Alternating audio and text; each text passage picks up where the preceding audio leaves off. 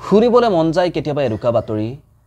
নিমাতী ঘাটত নাও ডুবি মৰে মুখ্যমন্ত্ৰীৰ জি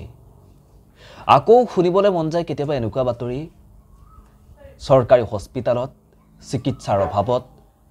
অকালতে হেৰুৱাই কোনোবা স্বাস্থ্য মন্ত্ৰীৰ মাতৃ এনেকুৱা খবৰবোৰ আমাৰ সাধাৰণ জনতাৰ শুনিবলৈ মন যায় এটো আসলতে এটা গীতৰ কলি এজন কণ্ঠশিল্পীয়ে খুব সুন্দৰকৈ গীতটি তেওঁ গাইছে আৰু এই গীতটিৰ জৰিয়তে আমাৰ সাধাৰণ জনতাৰ মনৰ কথাবোৰ প্ৰকাশ কৰিব বিচাৰিছে সাধাৰণতে আমাৰ মনত যিবোৰ প্ৰশ্ন আহে নাহে না এনেকুৱা প্ৰশ্নবোৰ মনত কাৰণ এই ঘটনাবোৰ ফেৰী দুৰ্ঘটনাত আমাৰ সাধাৰণ মানুহৰ ল'ৰা ছোৱালীবোৰ প্ৰাণ হেৰায় তেওঁলোক নোহোৱা হৈ যায় কেতিয়াবা শুনিছেনে যে স্বাস্থ্য মন্ত্ৰীৰ মাতৃ শিক্ষা মন্ত্ৰীৰ মাতৃ মুখ্যমন্ত্ৰীৰ মাতৃ ছোৱালী কোনো যিয়ে নহওক তেওঁলোকৰ আত্মীয় কুটুম্ব তেনেকুৱা ফেৰী দুৰ্ঘটনাত মৃত্যু হোৱা নাও দুৰ্ঘটনাত কোনোবা তেওঁলোকৰ আপোনজন নোহোৱা হৈ যোৱা খবৰ কেতিয়াবা আপোনালোকে শুনিছেনে নাই শুনা কেতিয়াবা আপোনালোকে শুনিছেনে যে শিক্ষা মন্ত্ৰীৰ মাতৃগৰাকী শিক্ষামন্ত্ৰী ঘৰৰ কোনোবা আপোন মানুহ চৰকাৰী হস্পিটালত চিকিৎসা নোপোৱাৰ ফলত তেওঁলোকৰ মৃত্যু হৈছে তেনেকুৱা খবৰ কেতিয়াবা শুনিছেনে নাই পোৱা তেনেকুৱা খবৰবোৰ কেৱল আমাৰ সাধাৰণ জনতাৰ পৰাহে আহে আমাৰ সাধাৰণ মানুহবোৰহে চৰকাৰী হস্পিটালত চিকিৎসাৰ অভাৱত মৃত্যুবৰণ কৰিবলগীয়া হয় গড় কাপ্তানি বিভাগৰ ল'ৰা ছোৱালী কেতিয়াবা পথ দুৰ্ঘটনাত মৃত্যু হোৱাৰ কথা শুনিছে ৰাস্তা বোলে খলা বমা আছে তাৰ কাৰণে গড় কাপ্তানি বিভাগৰ ল'ৰা ছোৱালী তেনেকৈ কৰবাত ৰাস্তাত খলা বমাত পৰি তেওঁলোকৰ মৃত্যু হৈছে কেতিয়াবা তেনেকুৱা খবৰ শুনিছেনে নাই শুনা আৰু নুশুনেও কাৰণ তেওঁলোক হ'ল ৰজা আৰু আমি সাধাৰণ জনতা গতিকে এনেবোৰ খবৰ কেৱল আমাৰ লগতে হৈ থাকে এনেবোৰ ঘটনা আৰু যেতিয়া এনেবোৰ ঘটনা আমি দেখা পাওঁ যেতিয়া চকুৰ আগত আপোনজন নোহোৱা হৈ যোৱা দেখা পাওঁ এনেকৈ তিল তিলকৈ যেতিয়া নিখেষ হৈ যায় আপোন মানুহবোৰ তেতিয়া আমাৰ সাধাৰণ জনতাৰ মনত প্ৰশ্ন হয় যে যদি কেতিয়াবা এনেকুৱা পৰিস্থিতি হয় শুনিবলৈ মন যায় কেতিয়াবা এনেকুৱা বাতৰি টিভিত কেতিয়াবা সাংবাদিকসকলে চিঞৰি চিঞৰি কোৱা শুনিবলৈ মন যায়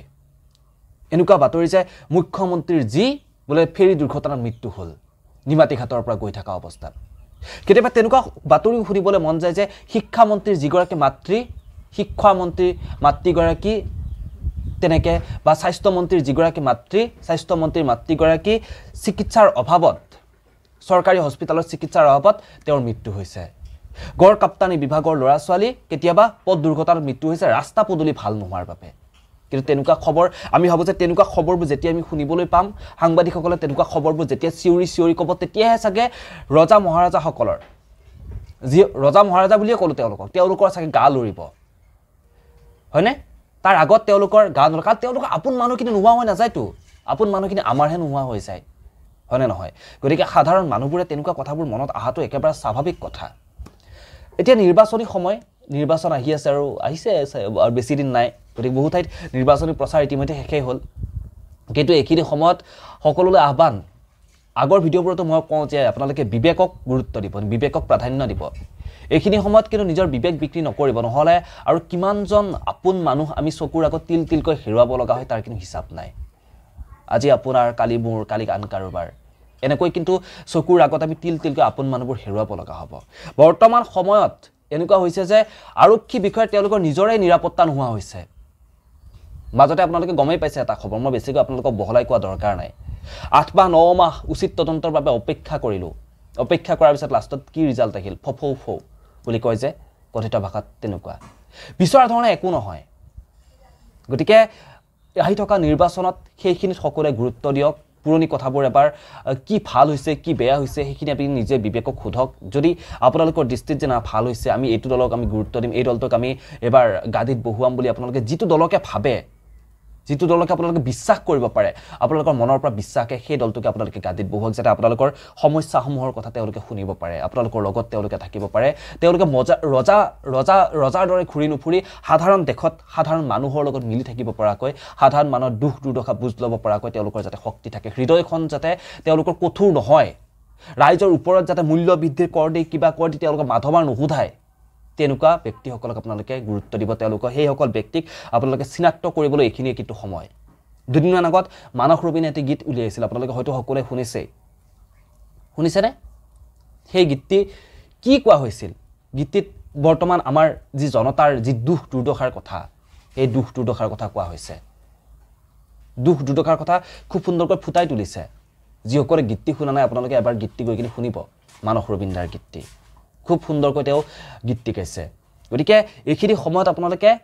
নিজৰ বিবেকক প্ৰাধান্য দি ভালকৈ এজন উচিত প্ৰাৰ্থী আপোনালোকে নিয়োগ কৰিব আপোনালোকৰ কথাবোৰ সমস্যাবোৰ বুজ ল'বৰ বাবে বুজি পাইছে আৰু কেতিয়াবা তেনেকুৱা যদি আমি প্ৰথম অৱস্থাত যিধৰণে মই ক'লো এনেকুৱা খবৰবোৰ আমি শুনিলেহে চাগে আমাৰ দৰে সাধাৰণ মানুহৰ মনত মানে শান্তি হ'ব যে এনেকুৱা কেতিয়াবা হ'ব তেতিয়া আমাৰ এই যিবোৰ সমস্যা থাকে সমস্যাবোৰ সমাধান হ'ব ৰাস্তা পদূলি কৰবাত যদি সমস্যা কৰবাত চিকিৎসাৰ অভাৱত নিজৰ আপোন মানুহজনক হেৰাই দিয়াৰ সমস্যা কৰবাত ফেৰী দুৰ্ঘটনাত নিজৰ আপোনজন হেৰাই দিয়া সমস্যা দলংখন নোহোৱাৰ বাবে আপোনজন পানীত পৰি মৰাৰ এইবোৰ যে আমি পাই থাকোঁ খবৰ প্ৰতিদিনে তেওঁলোকৰ মনত চাগে তেনেকুৱা ভাববোৰ হয় আমাৰ সাধাৰণ মানুহৰ মনতো সেইভাৱেই হয় এয়া যদি কোনোবা মন্ত্ৰী আমলৰ ল'ৰা ছোৱালী যদি এনেকৈ নোহোৱা হৈ গ'ল হয় তেতিয়াহে চাগে তেওঁলোকৰ গাত লাগিল তেতিয়াহে চাগে তেওঁলোকৰ বা তেওঁলোকৰ যিটো খুটিৰ পৰা তেওঁলোক চাগে লৰিল হয় লৰি তেওঁলোকে জনতাৰ সমস্যাবোৰ সমাধান কৰিবলৈ চেষ্টা কৰিলে হয় মই পৰিৱৰ্তন হোৱা নাই বুলি কোৱা নাই মই কাকো চৰকাৰক তুলনা কৰিবলৈ ভিডিঅ'টো বনোৱা নাই জাষ্ট সাধাৰণ মানুহৰ মনত অহা প্ৰশ্নবোৰহে মই এই ভিডিঅ'টোৰ জৰিয়তে ক'ব বিচাৰিছোঁ হয়নে নহয় আপোনালোকে কওকচোন বাকী যিয়ে নহওক আপোনালোকৰ মতামতবোৰ আপোনালোকে মোক জনাবৰ কাৰণে একেবাৰে নাপাহৰিব আপোনালোকৰ মতামতৰ বাবে মই অপেক্ষা কৰিম তেতিয়াহ'লে এই ভিডিঅ'টোৰ পৰা মই ইমানতে বিদায় লৈছোঁ ধন্যবাদ